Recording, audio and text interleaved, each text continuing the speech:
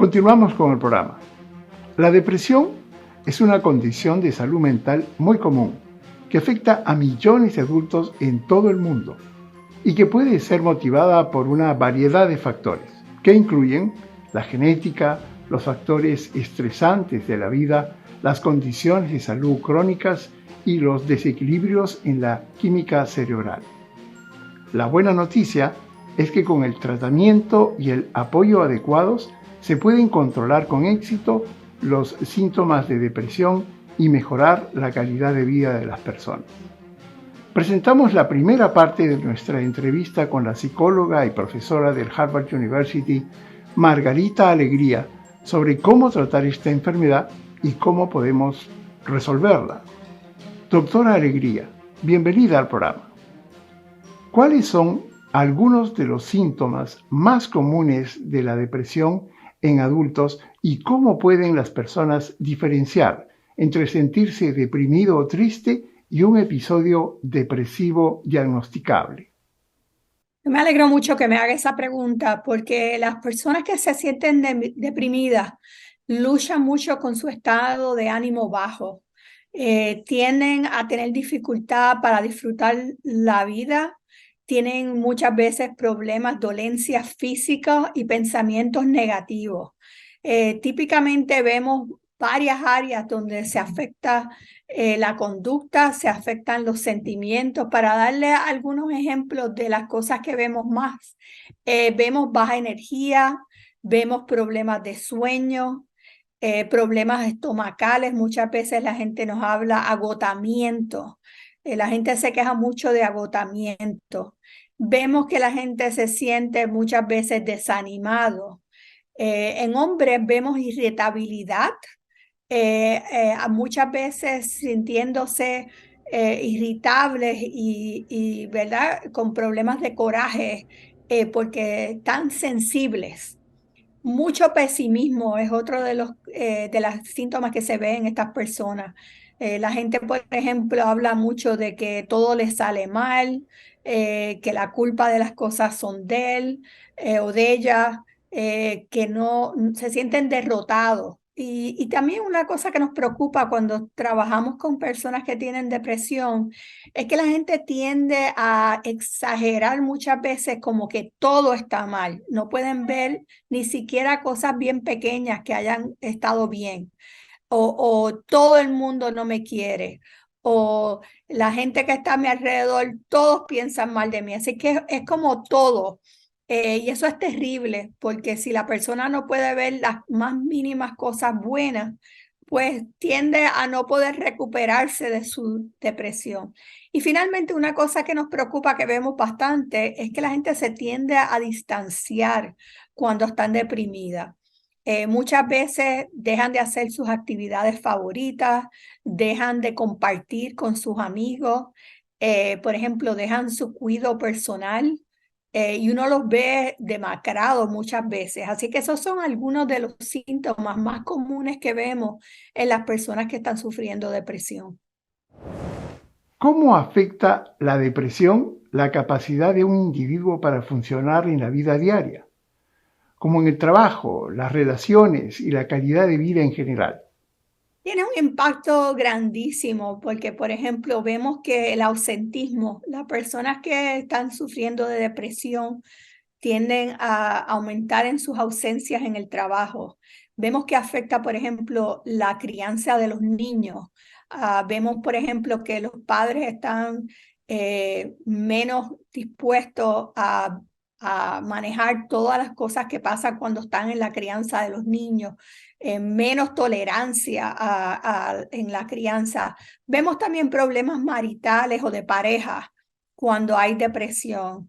Por ejemplo, puede que la depresión ocasione que la persona no quiere compartir, no quiere hacer tareas que típicamente llevaba a cabo en la casa, no se está conectando o comunicando con la gente de su familia.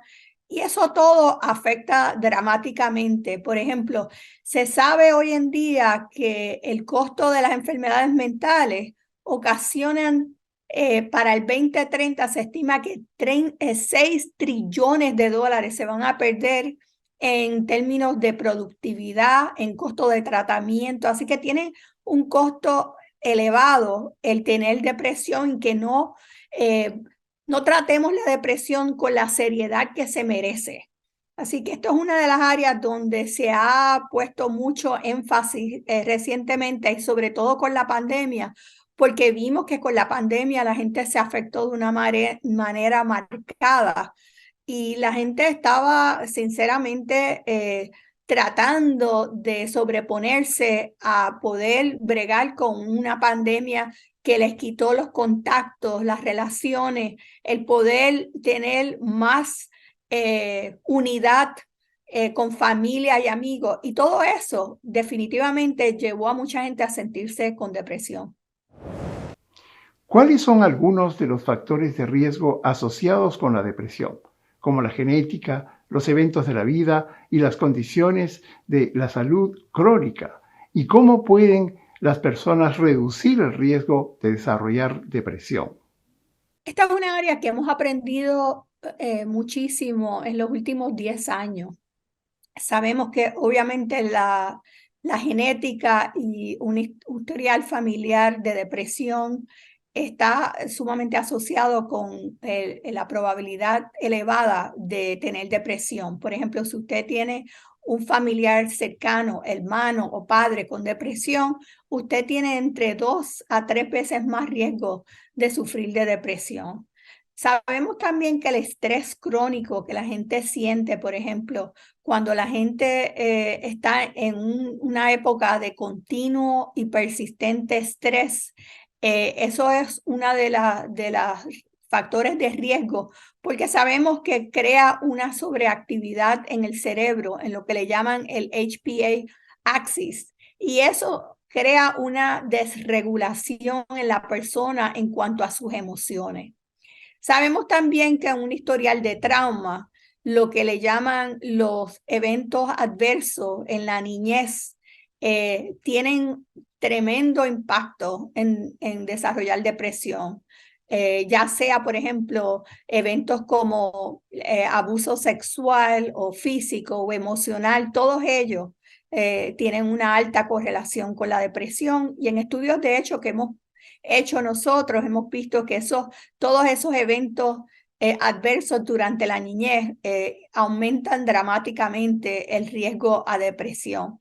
Cosas también que pasan en el medio ambiente, como el bullying o el verdaderamente en las escuelas sentir rechazo o no ser atendido por las maestras. Todo eso también está asociado con la depresión y como sabemos, la violencia doméstica es una de las cosas que más precipita la depresión en las mujeres y en los hombres. También sabemos que el género y la orientación sexual, tanto como la comunidad LGBTQ, que sabemos que tienen un riesgo mayor de depresión, al igual que las mujeres, todas esas poblaciones que sufren opresión tienen un mayor riesgo de mostrar síntomas de depresión y es algo de lo que miramos bastante. El domingo pasado, en el programa, la doctora Margarita Alegría, profesora de psicología de Harvard University, nos explicó de qué se trata la depresión y cómo nos afecta a los latinos y la población en general. Hoy continuamos con nuestra conversación con la doctora Alegría para que nos explique cómo se trata esta enfermedad. Doctora Alegría, bienvenida al programa nuevamente. ¿Cuáles son algunas de las opciones de tratamiento más efectivas para la depresión y cómo pueden las personas trabajar con los proveedores de atención médica para desarrollar un plan de tratamiento personalizado? Yo creo que hay bastante evidencia de que el mejor tratamiento para la depresión es una combinación de psicoterapia con farmacoterapia. Eso se ha comprobado ya en varios estudios que se han hecho, donde se han estudiado, por ejemplo, más de 100 puestos a prueba en los clinical trials que se han hecho. Se ha encontrado que esa es la combinación mejor.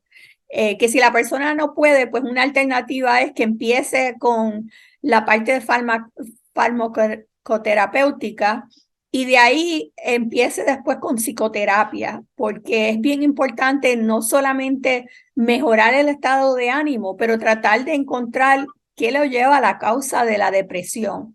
Y sabemos que entre las psicoterapias más efectivas está la terapia cognitiva conductual. Sabemos que también está lo que le llamamos la terapia de solución de problemas. Está la terapia interpersonal. Y sabemos que en términos de farmacoterapia, lo que le llaman los SSRIs o antidepresivos funcionan relativamente bien. Lo importante es que la persona tiene que estar con alguien que se sienta cómodo, que se sienta que le puede decir cómo se siente con las distintas alternativas y que tome un rol proactivo en cuál de las terapias le va a funcionar mejor. Hay alguna gente que, por ejemplo, no quiere empezar con farmacoterapia, pues empiece con psicoterapia y con el tiempo decida si todavía necesita más ayuda con la farmacoterapia. Yo creo que es importante también pensar en que no es solamente toda la parte clínica, sino como yo estaba hablando anteriormente, cosas tanto como el ejercicio, por ejemplo, nosotros en uno de los estudios que tenemos, vemos que el añadir ejercicio a la parte psicoterapéutica ayuda dramáticamente, aunque sea caminar, ayuda sustancialmente en cómo la gente se siente. Aún correr bicicleta, por ejemplo. Y también sabemos que otra de las cosas más importantes es usted cambiar su medio ambiente para tener más oportunidad de actividades placenteras. Y mirar a ver cómo usted ya sea con una trabajadora de comunidad, ya sea con un consejero, puede empezar a mirar las cosas que le están pasando de una manera más reflexiva y ayudarlo a ver que, pues, cómo el pensamiento, el comportamiento y cómo uno se siente está todo muy bien atado. Esas tres cosas están sumamente atadas. Cómo nosotros empezamos a pensar sobre lo que nos está pasando y cómo lo vivimos, cómo eso nos lleva a ciertos comportamientos y cómo a la vez eso nos lleva a ciertos sentimientos. Es una de las maneras que le enseñamos a las personas a cómo trabajar para que entonces entiendan por dónde es que está entrando la depresión y qué son las causas que le están ocasionando que se sienta de esa manera. ¿Cuáles son algunas de las estrategias más efectivas para manejar la depresión? Definitivamente, muchas de estas cosas que nosotros, por ejemplo, tenemos ahora 2 programas donde le enseñamos a la persona, con una trabajadora de comunidad, a la persona cómo hacer estos ejercicios y cómo a través de 10 sesiones que típicamente la gente coge, pues cómo enseñarle a usted mismo a usar estas estrategias para que los use en su diario vivir y no solamente los use en su diario vivir, sino que estas estrategias le ayuden a sobrepasar el estrés que usted va a seguir sufriendo diariamente, a sobrepasar los sentimientos de tristeza cuando le venga de nuevo la tristeza, porque esto es una enfermedad típicamente crónica, por lo que usted necesita desarrollar estas estrategias para poder bregar de día a día y que cuando usted entienda que de nuevo le viene una recaída, o busque ayuda o busque un grupo con quien usted pueda manejar estas cosas de una manera significativa. Así que sí vemos mucho que por lo menos en los trabajos que hemos hecho con personas y hemos trabajado con distintos grupos latinos, asiáticos, afroamericanos, ahora árabes y otros grupos, vemos que sí, que la gente definitivamente, si pone estas estrategias en marcha, vemos un cambio sustancial. Tan es así que, por ejemplo, para decirle, hicimos un análisis de gente que le habíamos enseñado estas técnicas y 3 años después de la pandemia, esta gente estaba en mucho mejor estado en cuanto a su depresión y su funcionamiento que aquellas personas que no habían participado en este tratamiento. Así que sí vemos que dura porque usted aprende estas estrategias y las puede entonces utilizar cuando le viene la depresión.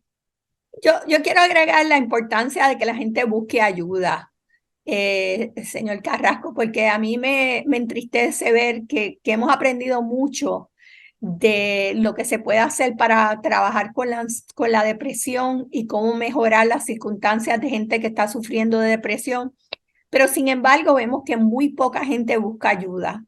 Y como resultado de no buscar ayuda, vemos las consecuencias, como yo estaba hablando, de pérdida de trabajo, de que la gente no termina su situación académica. Así que para mí es bien importante que la gente le dé una oportunidad a buscar ayuda y tratar de buscarla. Y quizás la primera ayuda no le funciona, pero definitivamente que hay gente muy buena, muy bien preparada que lo puede ayudar. Y que la gente sepa que en cualquier caso de dificultad, en los Estados Unidos tenemos el número 988, que la gente debe saber de que ese es el número de contactarse y hablan en distintos idiomas y lo pueden conectar con servicios si usted está en un momento sufriendo una crisis de depresión.